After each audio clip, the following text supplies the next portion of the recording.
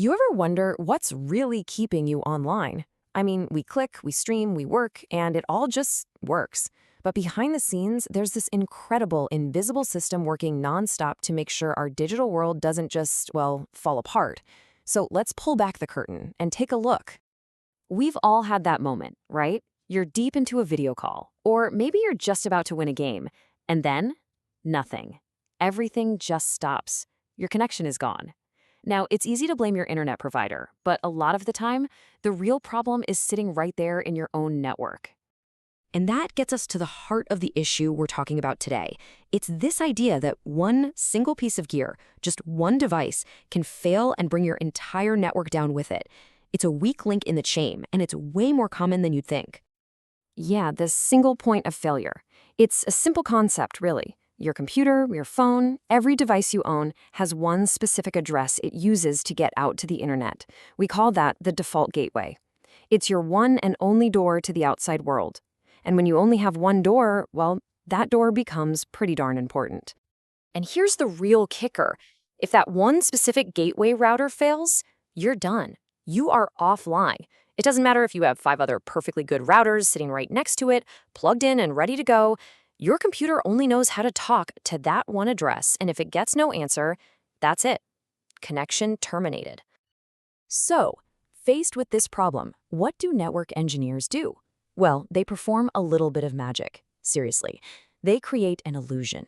The illusion of a single, perfect router that is always on, always available, no matter what's actually happening to the physical boxes in the background.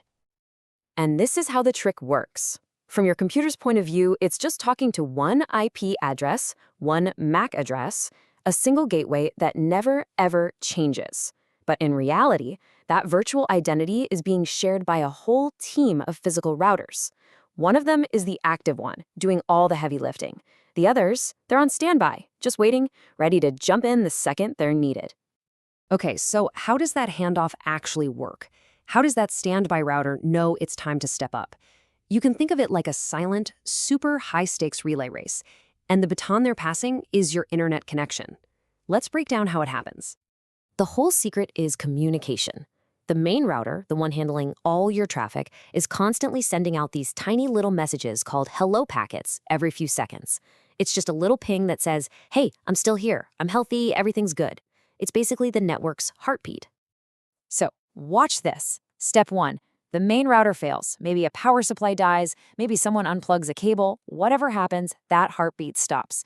Step 2, the standby router, which has been listening this whole time, notices the silence. It waits for a couple of missed heartbeats just to be sure, and then it knows. And boom, step 3, it instantly takes over, adopting that exact same virtual IP and MAC address.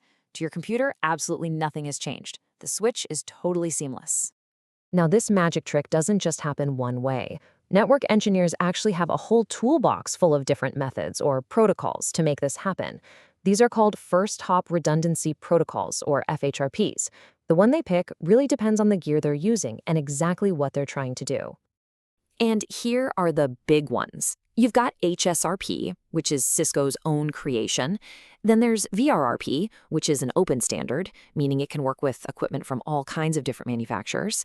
And then there's GLBP, which is really interesting. It doesn't just provide a backup, it actually lets you use both routers at the same time to share the workload.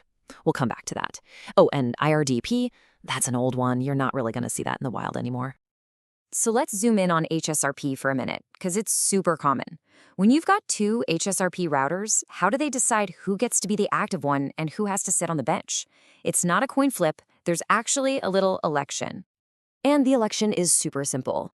It all comes down to a priority number that an engineer configures. It's usually a number between 0 and 255, and the rule is the higher number wins. That's it. So in this example, router A has a priority of 110, router B has 100. So router A wins the election and becomes the active gateway. Router B goes into standby.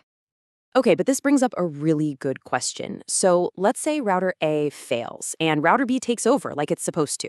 Then an hour later, you fix router A and plug it back in. Does it automatically take its job back? You'd think so, right? But by default, the answer is no. For that to happen, you need to turn on a feature called preemption. Preemption is what gives that higher priority router permission to say, hey, I'm back and I'm taking over now. It preempts the lower priority router. If you don't have this turned on, router B would just keep on being the active router until it failed, even though the stronger router A is sitting there perfectly fine. So it's a pretty important setting. And the whole system runs on timers. By default, those hello heartbeats go out every 3 seconds. The hold time, which is how long a standby router waits before it declares a failure, is typically 10 seconds. Now, you could be tempted to lower these numbers for faster failover, but you have to be really careful. Set them too low, and the network can get really unstable, causing routers to take over when they shouldn't. It's a delicate balance, so sticking with the defaults is usually the smart move. All right, so as we start to put this all together, it's pretty clear that these protocols are all about one thing: resilience. They're designed to help your network survive a catastrophic failure with almost no one noticing. But that leads us to one last really interesting trade-off. The main thing to take away from all this is that your stable internet connection relies on this amazing invisible layer of abstraction. This whole idea of a virtual router completely separates your connection from any single piece of hardware. It's your unseen guardian masking failures and keeping everything online. And that brings us to this final question. Protocols like HSRP and VRRP are amazing for survival. You have one active router doing all the work, and another one that's basically a very expensive paperweight until something goes wrong. But remember GLBP? The one that lets you use both routers at the same time, sharing the load? That's about more than just survival. That's about performance. So the real question becomes, is it enough to just have a backup plan? Or should we be designing systems where all our resources are working for us, all the time? It's the difference between just surviving and actually thriving. Something to think about.